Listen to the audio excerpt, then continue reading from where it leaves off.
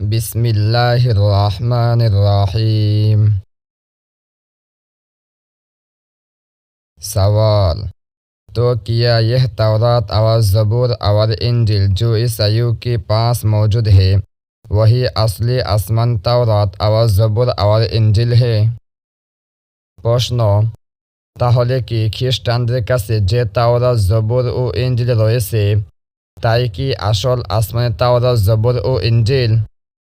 जवाब: नहीं।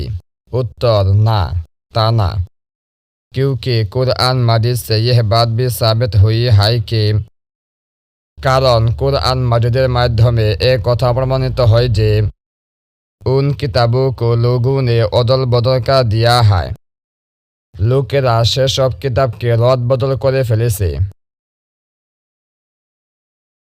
इसलिए मौजूदा तौरात ज़बूर इंजिल वह असली आसमानी किताबें नहीं है।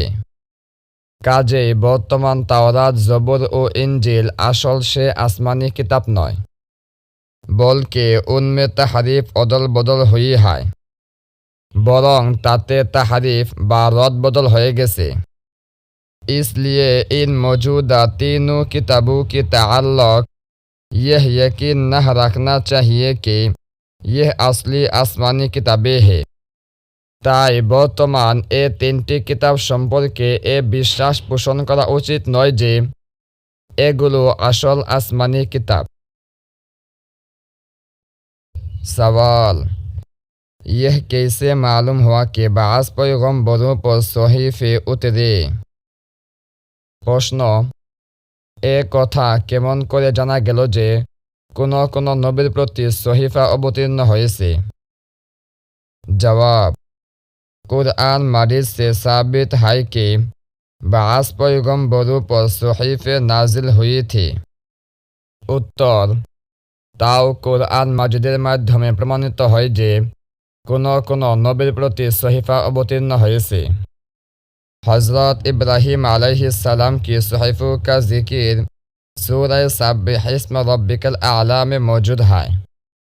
कुरान सूरह आला तथा सब्बिह इस्म रब्बिकल आला सूरह हज़रत इब्राहीम अलैहिस्सलाम এর সহিফা সম্পর্কে উল্লেখ করা হয়েছে। सवाल: कुरान मजीद खुदा ताला की किताब है या खुदा ताला का कलाम है?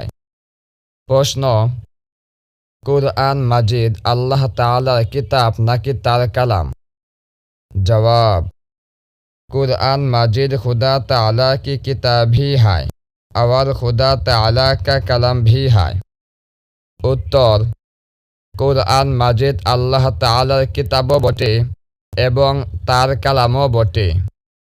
कुरान मजीद में इसको किताबुल्लाह भी फरमाया गया है और কালামুল্লাহ भी। कुरान मजीदে একে কিতাবুল্লাহ বলা হয়েছে এবং কালামুল্লাহ বলা হয়েছে। सवाल: तौरात ज़बूर इंजिल और कुरान मजीद में अफजल कौन से किताब है? প্রশ্ন: তাওরাত জবুর ইনজিল ও কুরআন মাজিদের মধ্যে কোন কিতাবটি সর্বোত্তম? जवाब: कुरान मजीद सबसे अफजल है। उत्तर: कुरान मजीद सर्वोत्तम।